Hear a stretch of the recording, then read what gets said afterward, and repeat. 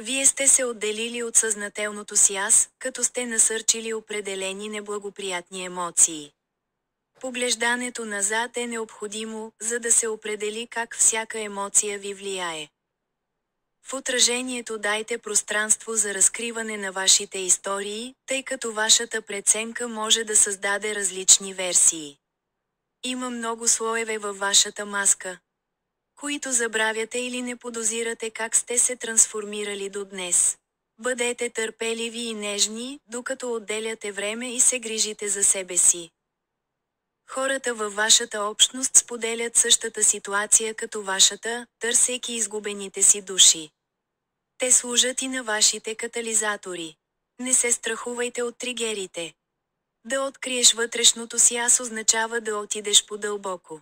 Така че отворете се за всички възможности, оставете преценката си и изследвайте себе си свободно.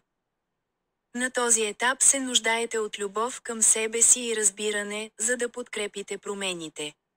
Ако се чувствате самотни, това е защото нямате вяра във висшия си аз и духовния си пазител. Търсенето на вашата душа е духовно.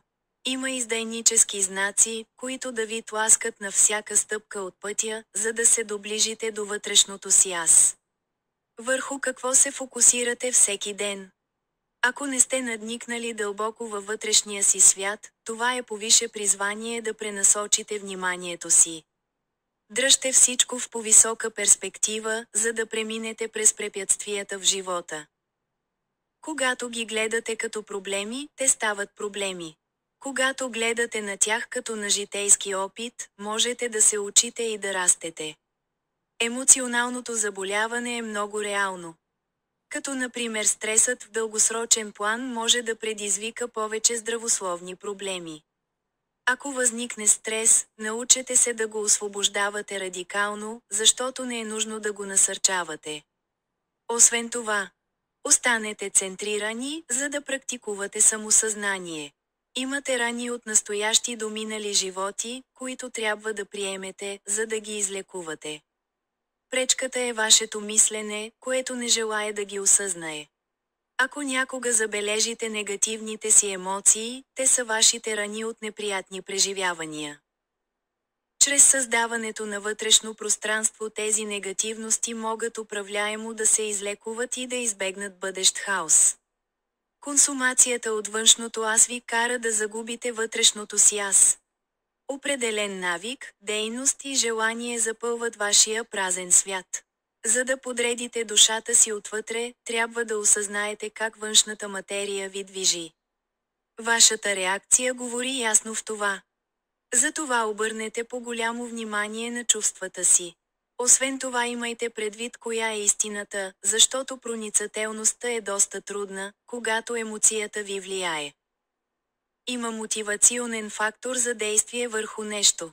Вашата причина може да е от оцеляване, среда, социални конвенции, лично желание и така нататък. Често липсва яснота. За да разберете какво е автентично за вас. Докато не харесвате или съжалявате за дадена ситуация, вие сте преживели катаклизъм. Обмислянето на действието ви е ефективен начин да разберете, че мотивацията ви е била илюзия, която не може да поддържа трайно удовлетворение на душата. Трябва да се върнете към основното, като се откажете от всички видове влияния, напр. Удобство, конкуренция, социален натиск и възпитание. Вашето предизвикателство е да осъзнаете, че тези влияния вредят на вашата психика.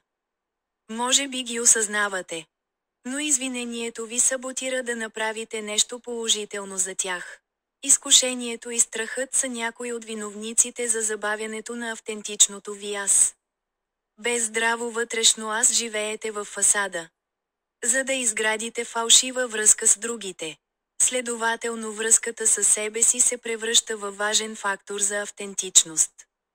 Така че не погребвайте своята негативност в себе си. Защото тъмнината привлича повече тъмнина. Вместо това извадете своята негативност, за да намерите изцеление. В житейски срещи приветствайте своите катализатори и прегърнете задействащите фактори. Има моменти, в които трябва да бъдете отшелник, за да се съсредоточите върху освобождаването на това, което не служи на най-голямото ви добро. Умът ви е като записващо устройство. Оставете всичките си негативни, нелюбезни повторения и ги заменете с положителни емоции.